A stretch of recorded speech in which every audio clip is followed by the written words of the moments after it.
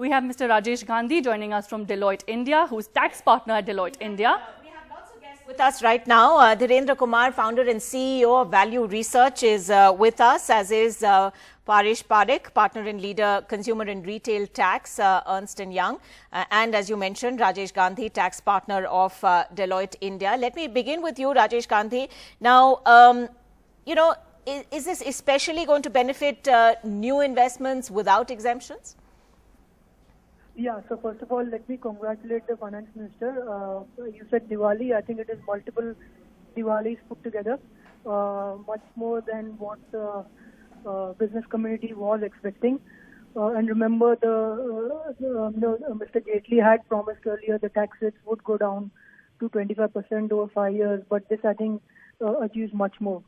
So, to answer your question, yes, for any domestic company in India, which is any Indian company, the rates go down from 30 to 34%, which is the current rate, to down to 25%, and that's for all companies from financial year 19-20, irrespective of what industry you are. Right. So everybody gets the benefit of that rate.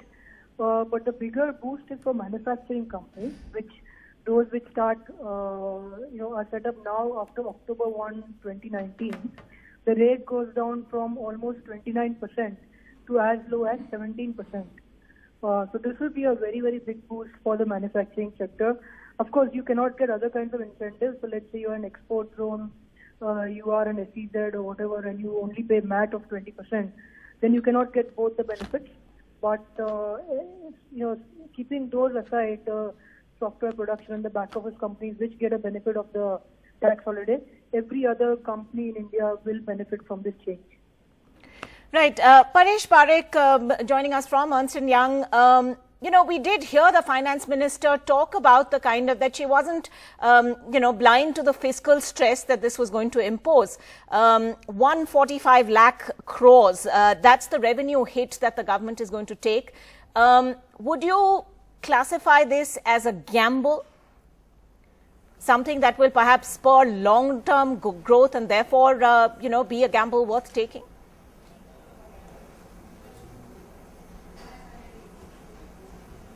See, it is clearly a historical move. In the short term, there may be some uncertainties on revenue collection, but let us look at the background. I think India was already becoming a very high tax jurisdiction. Singapore has been around 15% corporate tax rate. UK was around 15%. US had reduced significantly under the Trump regime the tax rates. So all the even developed economies were attracting capital because of lower capital corporate tax rates. So India was at a significant disadvantage. With this move, we are back in the game. India is again attractive from an overall manufacturing perspective, overall service industry perspective, even for foreign company subsidiaries.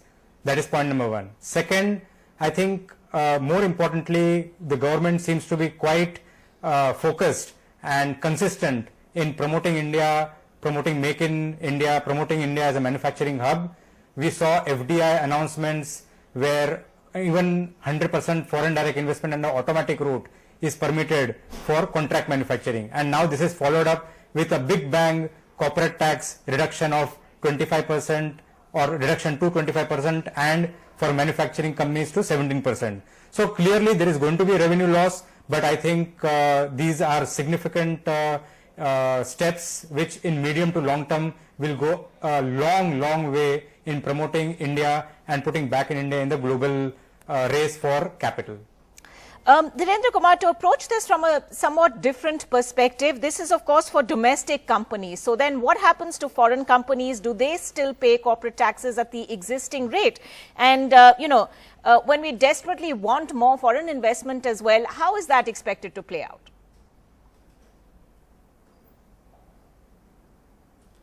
No, it applies to even the foreign companies, because most foreign companies come here and set up their business and they are incorporated as they are a Indian company for their operations here.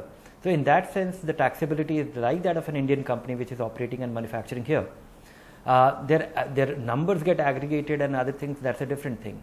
I think it's a big move, and it definitely is, it was pre-stated. It was actually something which was stated by the ex-finance minister Arun Jaitley 2 years back that we have a roadmap, and the government was following a roadmap in terms of gradual reduction. This has come as a big cut at one go, and comes at a time when the market or the economy was looking for a booster, and if the 5% gain that we see in the market, that could be short-lived, or that could be a one-time thing. I'm not saying it's short-lived. It is definitely a big thing, because the result of the tax cut simply translates into some 4,000 crore bonanza for HDFC Bank. But I don't know if so earnings of these companies will go up, and that is what the market is reacting to. Right. These companies will suddenly get more money because they will have to pay less tax. But for companies to grow on a sustainable basis, the only driver is earnings. Companies have to make more money. For that, consumers need to be excited about it. And I think we still have to wait for that GST reduction, because we need to put money in the hands of consumer. If HDFC Bank makes 5,000 crore more this year, how is it going to really revive the consumption? How is it going to really excite a customer to go out and buy his car, buy the biscuit, or what all the kind of things that we have been listening to? Maybe the lowest tax rate, that something to be dealt there. You will be paying some. There will be some tedious deduction from your salary. If you are going to, if that is going to be reduced by 2,500 rupees, less tedious from next month, if that, because giving money in the hands of consumer, that is also a very urgent need of the hour, and let's wait if something happens on that front. So, Rajesh Gandhi, would you agree with that sentiment that yes, this was a much needed tax reform, but that there is still a long way to go, and it really is going to be, empowering buyers, as it were, empowering consumers that and increasing their spending abilities that this government now needs to look at? Yeah, I mean, I completely agree with that, because certainly tax rate boost is very important for any business. And when they consider the effective tax rate in their financial modeling. But then ultimately business decisions are not taken only from a tax point of view. So while the boost is certainly very welcome and much needed, but obviously we will have to look at various factors. You mentioned about demand. I would also add about the whole supply chain system in India, licensing, getting land. I mean, all of us know we have various issues for which are needed, to certainly give more boost to the manufacturing sector. So, but looking at what the government has done today, I makes me feel optimistic that some of these other pains also, to the extent those are in the hands of the government, they will certainly try to do things so that they can companies can actually look forward to doing manufacturing in India. There is demand.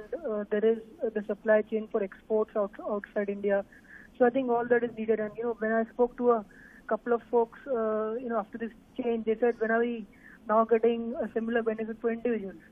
So to echo what the earlier speaker said, I mean, if you put money in the hands of individuals and reduce personal tax rates, that certainly creates the Actually, demand. that's an important point that you make, and I want Paresh Parekh to come in on this also. Is there now going to be pressure on the government, do you think, to reduce individual rates also in alignment with the corporate rate cut?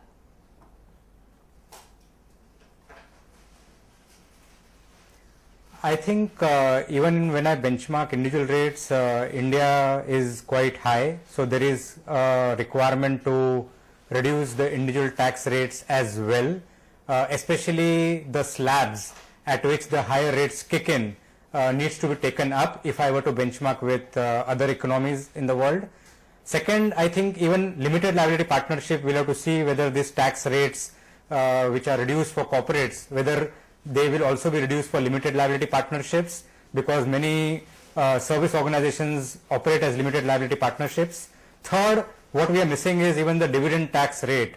All said and done, dividend taxation is a double taxation, an economic double taxation, and that takes away the money which goes as dividends in the hands of shareholders. So that is the third element which we need to watch if something can be done on that. And I think overall tax rate for foreign companies which are not operating through Indian company route but directly as foreign companies, as project offices, those rates also need to be potentially revisited. So I think as a package, these all things are required to be done. But having said that, I have a slightly different perspective. Yes. Even the present move, which will reduce the tax burden on many companies, so the companies will be left with that much more cash to deploy, or that much more money to deploy, and they will hopefully deploy that money into further capacity building and not just retain as cash and bank holdings, but they will either distribute as dividends or they will go into expansion. So I think ultimately in a medium to long term, even this move has tremendous potential. All right. Thanks very much, all of you, for joining us on this discussion.